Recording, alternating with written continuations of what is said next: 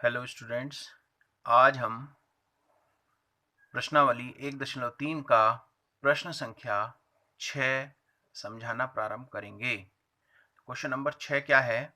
देखिए, निम्नलिखित को अंतराल रूप में लिखिए। ठीक है, अंतराल रूप मैंने आपको बताया था, है ना, संख्या रेखा पर भी समझाया था और वैसे भी लिखकर आपको बताया था अंतराल को कैसे और किस प्रतीक के द्वारा दर्शाते हैं। तो देखिए, ये समुच्चय निर्माण रूप में दिया हुआ है हमें। ठीक है, फर्स्ट पार्ट है x is such that x belongs to r, यानी कि x वास्तविक संख्याओं का अवयव है। वास्तविक संख्याओं का समुच्चय r होता है और उसका अवयव है। और आगे कंडीशन क्या है? x is less than equals to 6 और ग्रेटर देन -4। तो ध्यान से देखिए, यहां पर तो बराबर का साइन है और यहां पर बराबर का साइन नहीं है। तो इस अंतराल को क्या कहते हैं? यहां तो ये बंद है और यहां पर खुला है, तो इसे हम कहते हैं अर्ध विवृत संवृत अंतराल। मैंने अंतराल की परिभाषा आपको ठीक प्रकार से पहले बहुत अच्छे से बताई है, तो उसको ध्यान से संज्ञान लेंगे उसका। तो ये देखिए, इसको हम अंतराल रूप में कैसे लिखेंगे? जहां पर ब्रैकेट नहीं है वहां पर क्या होगा? जहां पर इक्वल का साइन नहीं है वहां क्या होगा? छोटा ब्रैकेट लगेगा। और जहां इक्वल का साइन है वहां क्या होगा? बड़ा साइन लगेगा। तो इसे कहते हैं विवृत संवृत अर्ध विवृत संवृत अंतराल। ठीक है, तो इसके आधार पर हम ये साइन लगाते हैं। ये जो बड़ा ब्रैकेट होता है ये तो होता है संवृत अंतराल का, और छोटा ब्रैकेट होता है विवृत अंतराल का। ठीक है, विवृत माने खुला और संवृत माने बंद। ठीक है, तो इसमें इक्वल साइन है तो यहाँ बड़ा साइन लगेगा, बड़ा ब्रैकेट लगेगा, और यहाँ नहीं है तो यहाँ पर छोटा ब्रैकेट लगेगा। ये आपको ध्यान रखना है, ये मैंने आपको बताया था पहले भी। तो इसी तरह से दूसरा पार्ट है, ये समुच्चय निर्माण रूप में लिखा हुआ है, इसको हमें किस में बताना है? अंतराल में। तो आप ध्यान देंगे, x is such that x belongs to r, x -12 greater than -12 और लेस देन -10। तो आप देख रहे हैं इसमें इक्वल साइन नहीं है। अगर ये होता x is less than equal to greater than equal to -12 तो यहाँ पर बड़ा बड़ा कोष्टक लगता, लेकिन यहाँ पर क्या है? इक्वल साइन नहीं है, तो इसे कहेंगे खुला अंतराल अर्थात विवृत अंतराल। विवृत अंतराल में हम क्या करते हैं? छोटा ब्रैकेट लगाते हैं। इस बात का ध्यान रखेंगे। अंतराल, तो समुच्चय निर्माण से हम अंतराल रूप में इसको लिख रहे हैं। इसी तरह से तीसरा है x is such that x belongs to r, x is less than 7 greater than equal to 0। तो आप देख रहे हैं कि इसमें इस वाले में यहाँ इक्वल साइन है, इसमें नहीं है, तो ये हो गया संवृत और ये हो गया विवृत। तो संवृत में तो बड़ा ब्रैकेट आता है और विवृत में क्या आता है? छोटा ब्रैकेट। तो इसे क्या लिखेंगे? 0,7। तो ये अंतराल में दर्शाने का तरीका है। सही है। तो अब इसी तरह से ये है x is such that, fourth part है, x is such that x belongs to r। इसमें दिया हुआ है x is less than equal to 4 और ग्रेटर देन इक्वल टू 3। इसको पढ़ना भी हमें आना चाहिए, कैसे पढ़ा जाएगा? x is less than equal to 4 greater than equal to 3। ठीक, तो इसमें अंतराल है 3,4। ठीक है, लेकिन यहाँ इक्वल साइन है इसलिए यहाँ पर ये संवृत अंतराल है, इसलिए बड़ा ब्रैकेट आएगा। तो ये बात आपको ध्यान रखनी है। ठीक है, इसी के आधार पर हम इसका रूपांतरण या परिवर्तन कर सकते हैं, इसको दर्शा सकते हैं। नेक्स्ट है क्वेश्चन नंबर 7। ठीक है, तो सातवां प्रश्न क्या है? देखिए ध्यान से, सातवें प्रश्न में निम्नलिखित अंतरालों को समुच्चय निर्माण रूप में लिखना है। अब ये इस तरह से दिया हुआ था, इसको हमने इसमें लिखा। अब इस रूप में दिया हुआ है, इसको हमें समुच्चय निर्माण रूप में बदलना है। ठीक है,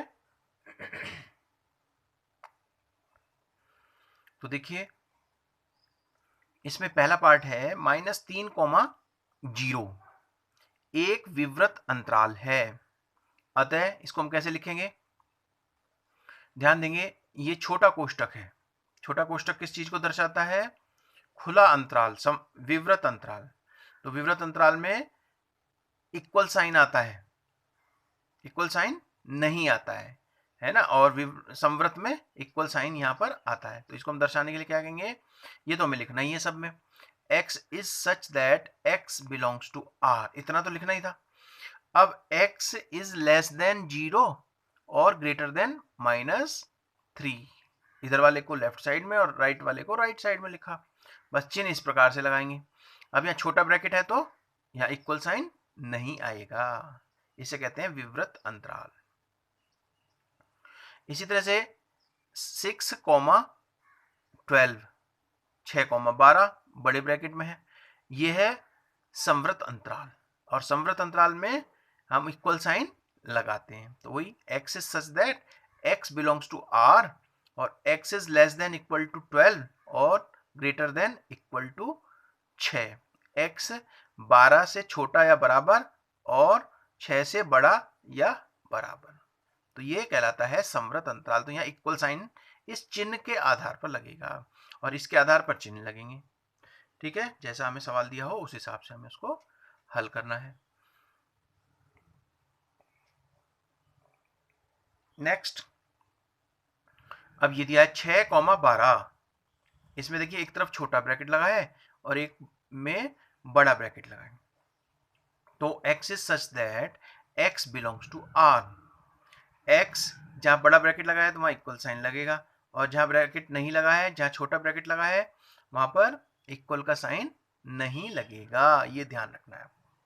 इस तरह का परीक्षा में 1 नंबर का क्वेश्चन आ जाता है, और एक, ठीक है, इसको ध्यान से समझना है।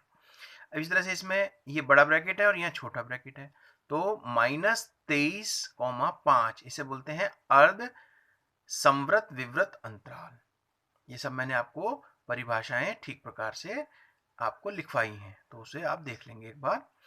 x is such that x belongs to r, x less than, यहाँ इक्वल साइन नहीं लगेगा 5 और ग्रेटर देन इक्वल टू -23, ठीक है, x इज लेस देन 5 और ग्रेटर देन इक्वल टू -23, सही। ये हमने इसको समुच्चय निर्माण रूप में परिवर्तन कर दिया, समुच्चय निर्माण से अंतराल रूप में लिखा। तो ये दोनों तरीके हमने इस दोनों सवालों में सीख लिए हैं। 8वां सवाल, 8वां सवाल क्या है, देखिए ध्यान से। 8वां है, निम्नलिखित में से प्रत्येक के लिए आप कौन सा सार्वत्रिक समुच्चय प्रस्तावित करेंगे। ठीक है, तो निम्नलिखित में से कौन सा, में से प्रत्येक के लिए आप कौन सा सार्वत्रिक समुच्चय प्रस्तावित करेंगे। तो देखिए इसमें दिया हुआ है समकोण त्रिभुजों का समुच्चय और समद्विबाहु त्रिभुजों का समुच्चय। आप देख रहे हैं ये त्रिभुजों के प्रकार हैं। समकोण त्रिभुज, ये अलग अलग त्रिभुज है ना, ये समकोण त्रिभुज है, इसका समुच्चय। समकोण त्रिभुज अलग अलग भुजाओं के हो सकते हैं। इसी तरह से समबाहु त्रिभुज का समुच्चय, ये समद्विबाहु, जिसमें ऐसा त्रिभुज जिसकी दो भुजाएं समान हो, समद्विबाहु त्रिभुज का समुच्चय। तो दो प्रकार के त्रिभुज हैं, और भी अन्य त्रिभुज भी आ सकते हैं। तो इसका सार्वत्रिक समुच्चय क्या हो सकता है, ये परिभाषा मैंने बताई थी आपको सब। तो सार्वत्रिक समुच्चय को हम U से प्रदर्शित करते हैं, ठीक है। तो सभी त्रिभुजों का समुच्चय सार्वत्रिक समुच्चय होगा। तो U क्या होगा, हमने बताया था सार्वत्रिक समुच्चय के ये सब क्या है, उप समुच्चय हैं। ये भी त्रिभुजों का उप समुच्चय होगा, और समद्विबाहु त्रिभुज भी त्रिभुजों के समुच्चय का उप समुच्चय होगा। तो ये इसका सार्वत्रिक समुच्चय क्या बनेगा, सभी त्रिभुजों का समुच्चय सार्वत्रिक समुच्चय होगा, क्योंकि इसमें समकोण त्रिभुज है, समद्विबाहु त्रिभुज है, एक अन्य और त्रिभुज भी हम ले सकते हैं या दिया जा सकता है। वो कह दें कि भाई समबाहु त्रिभुज भी है का समुच्चय। तो ये सब इसके उप समुच्चय हैं, उसी को हम सार्वत्रिक समुच्चय कहते हैं। तो हमने इसमें क्या दिया, सभी त्रिभुजों का समुच्चय सार्वत्रिक समुच्चय होगा इसके अनुसार। ठीक है, ये आपका क्वेश्चन नंबर 8 कंप्लीट हो जाता है। अब इसके बाद देखिए क्वेश्चन नंबर 9। क्वेश्चन नंबर 9 क्या है? क्वेश्चन नंबर 9 है समुच्चय ए बराबर, समझ लीजिए सवाल को, समुच्चय ए बराबर 1 3 5, बी बराबर 2 4 6 तथा सी बराबर 0 2 4 6 8 प्रदत्त हैं, यानी कि दिए हुए हैं। इन तीनों समुच्चय ए, बी और सी के लिए निम्नलिखित में से कौन सा या से सार्वत्रिक समुच्चय लिए जा सकते हैं? इसके लिए कौन सा सार्वत्रिक समुच्चय उपयुक्त होगा?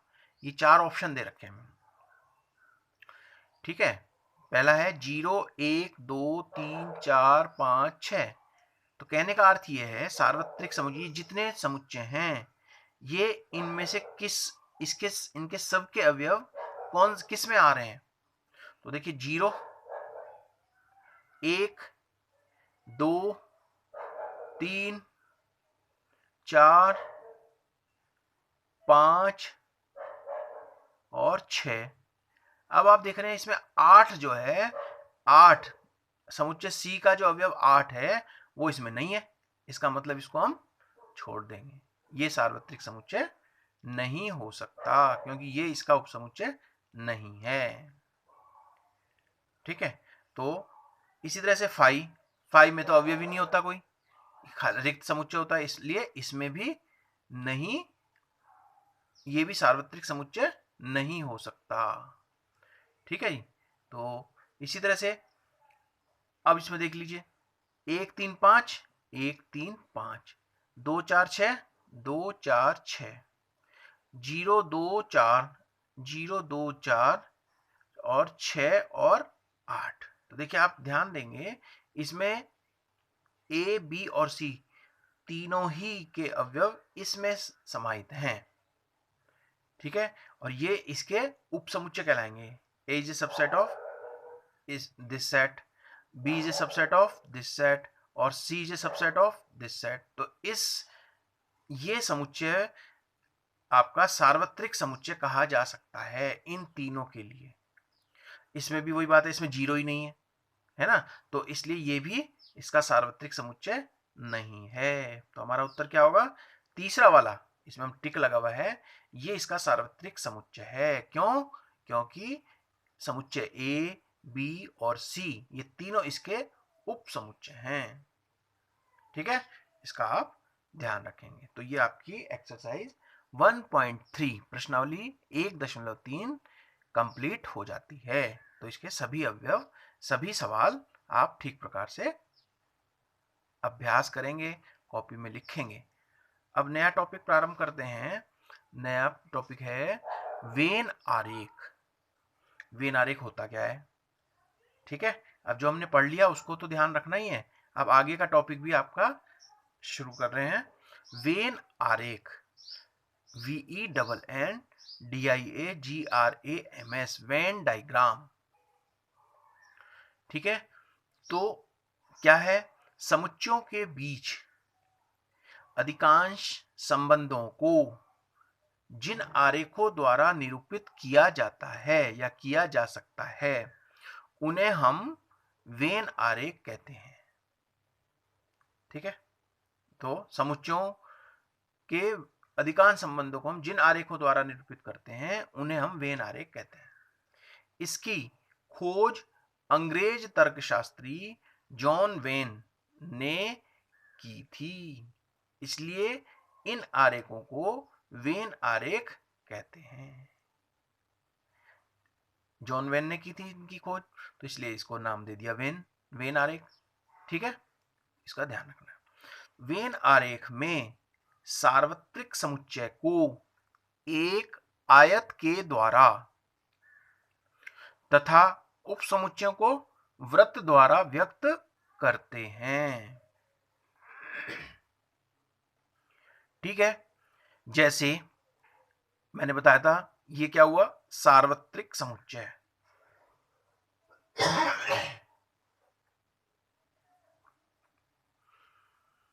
यू, सार्वत्रिक समुच्चय को किससे व्यक्त करते हैं? कैपिटल यू से,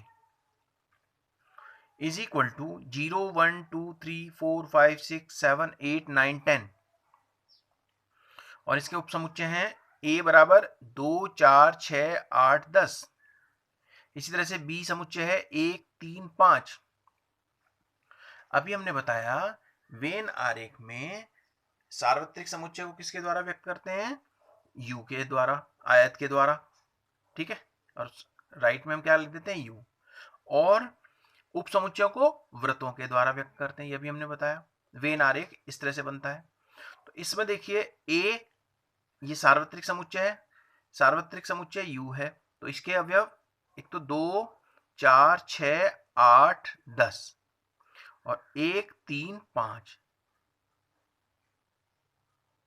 ठीक है। तो इसमें आप देख सकते हैं 0 1 2 3 4 5 6 7 8 9 8 9 10। देखिए ये तो हो गए उप समुच्चय ए, ये तो सार्वत्रिक समुच्चय है ना जिसमें 0 से लेकर 10 तक के अंक हैं। और ए क्या हुआ? उप समुच्चय, तो हमने इसको वृत्तों के द्वारा, तो ए के जो अवयव हैं वो इस वृत्त में है, बी के जो अवयव हैं वो इस वृत्त में है, बाकी जो शेष बचे हैं वो सार्वत्रिक समुच्चय के अवयव हैं जो कि वृत्त के बाहर लिखे जाते हैं। तो ये वेन आरेख दर्शाने का तरीका होता है, इसको आप ध्यान देंगे। तो वेन आरेख में ये जो परिभाषा मैंने बताई है आपको, इसको ध्यान से समझ लेंगे। जैसे एक बार और सुन लीजिए, समुच्चयों के बीच अधिकांश संबंधों को जिन आरेखों के द्वारा निरूपित किया जा सकता है उन्हें वेन आरेख कहते हैं। इसकी खोज अंग्रेज तर्कशास्त्री जॉन वेन ने की थी, इसलिए इन आरेखों को वेन आरेख कहते हैं। वेन आरेख में सार्वत्रिक समुच्चय को एक आयत के द्वारा तथा उप समुच्चयों को वृत्त द्वारा व्यक्त करते हैं।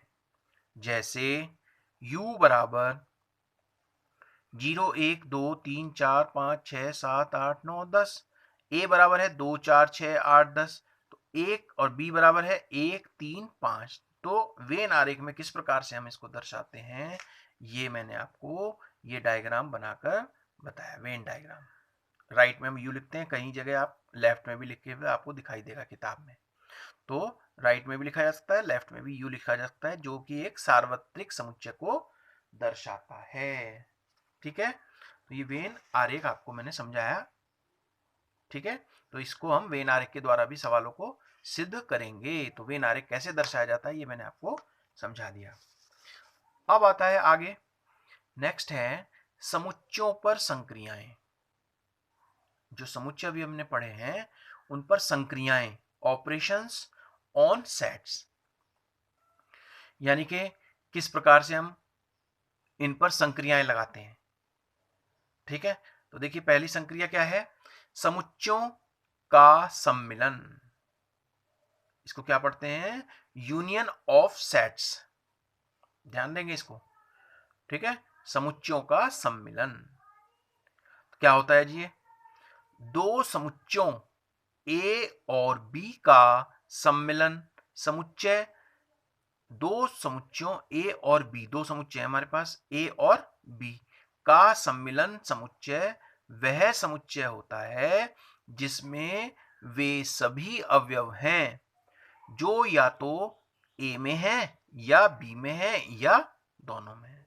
अर्थात हमें कॉमन अनकॉमन, ठीक है, अर्थात या तो ए में है या बी में है या दोनों में है, तो उसे हम कहते हैं दो समुच्चयों का सम्मिलन, ठीक है। ऐसे अवयव जिनमें जो या तो ए में है या बी में है या दोनों में है, तो ऐसा दर्शाने वाला समुच्चय उसे हम क्या कहेंगे? समुच्चयों का, दो समुच्चयों का सम्मिलन, यूनियन। प्रतीकात्मक रूप में क्या कहेंगे इसको ध्यान रखना है, ए यूनियन बी, सम्मिलन को पढ़ते हैं यूनियन, ए यूनियन, ये यू बनाए थे, बड़ा यू बनाया जाता है, A union B is equal to x is such that x belongs to A या एक्स बिलोंग्स टू बी, या तो वो ए में है या बी में है या दोनों में है। ठीक है, कॉमन अनकॉमन दोनों लिए जाते हैं। और इसमें यहां बीच में क्या लगता है, या, क्या लगता है, या इंग्लिश में और, ओ आर। ठीक है, वेन आरेख द्वारा दो समुच्चयों का सम्मिलन निम्न प्रकार दिखाया जा सकता है। अब ये जो चीज मैंने बताई है, इसको आप इस वेन आरेख के द्वारा समझ सकते हैं और दर्शा भी सकते हैं। वेन आरेख के द्वारा समझाने के लिए भी आता है, और वैसे भी आप इसको वैसे भी बता सकते हैं अगर आपको रोस्टर रूप में दिया है। तो देखिए, ये हमने आयत खींचा और ये सार्वत्रिक समुच्चय बनाने के लिए हमने यहां यू लिख दिया।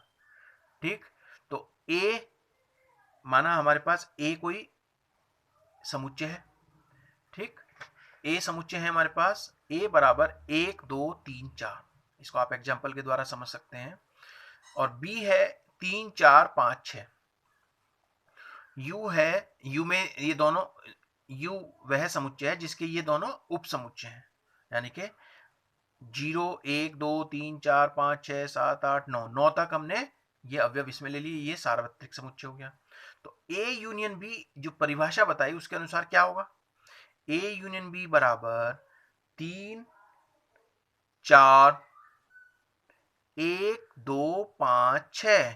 कैसे निकाला, आपको हमेशा ध्यान रखना है, इसमें कॉमन क्या है दोनों में, जो इसमें भी और इसमें भी, 3 4 3 4। सबसे पहले मैंने लिखना है 3 4, फिर ए में अनकॉमन क्या है, 1 2, 1 2 मैंने लिख लिया, और इसमें अनकॉमन क्या है, 5 6। तो आपका ये क्या बन गया, सम्मिलन, यूनियन बन जाता है। क्या करा हमने, पहले दोनों में कॉमन ले लिए, 3 और 4। ठीक है, फिर जो ए के अनकॉमन है 1 2, और बी के अनकॉमन क्या है, 5 और 6, वो लिख दिया। कितना आसान है, तो इसको आप ध्यान से समझेंगे। इसी तरह से अब वेन आरेख में वही चीज है, तो ए में हमने 1 2 3 4, बी में क्या था 3 4 5 6, 3 4 5 6।